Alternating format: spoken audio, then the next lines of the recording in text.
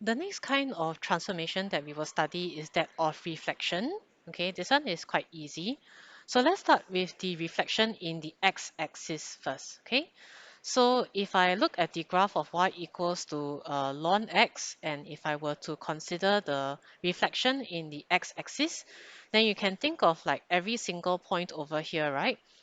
Being reflected about the x-axis, and therefore their y values are going to be flipped in terms of sign. Okay, so for this particular point at 2 ln 2, now if I redo a reflection, the point will now be at 2 and negative ln 2. In terms of the equation of the graph, this is also fairly straightforward. Since all my y values are transformed over here, so what I will do is I just multiply by a negative 1 to the entire equation, and I'll get y equals to negative ln x. Okay, we can express this in function notation again. If this is my fx, then my new equation is actually negative fx. Okay, now for this again, I want you to rewrite the equation in a different way. And I would like you to think of this as negative y equals to fx. Okay, so that means from y equals to fx, now I will get a negative y.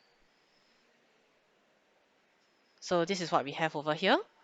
For this transformed equation of y equals to negative fx, this is what we just wrote on the previous slide. So we are doing a replacement of y with a negative y. Okay, and this is a reflection in the x-axis. So my coordinates is going to have a change in the y coordinate here. So I have u and negative v. Moving on to the reflection about the y-axis then. Okay, let's say I keep my y equals to fx graph. And if I do a reflection about the y-axis, now what I need you to see is that the x values are different, right? Instead of 1, 0 over here, I have a point that is at negative 1, 0. Okay, so my coordinates have shifted. They have changed. It's now negative 1, 0. And the equation of this graph is actually going to be y equals to ln of negative x.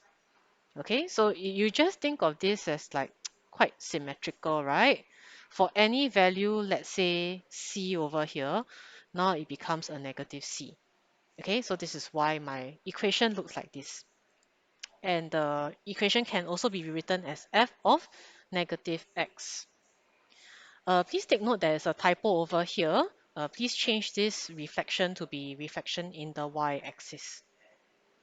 Similarly, now if we talk about generalizing this observation, I can do a replacement of x with a negative x. And so this is my transform equation, and we are looking at the reflection in the y-axis. The effect of the on the coordinates is going to be negative u and v.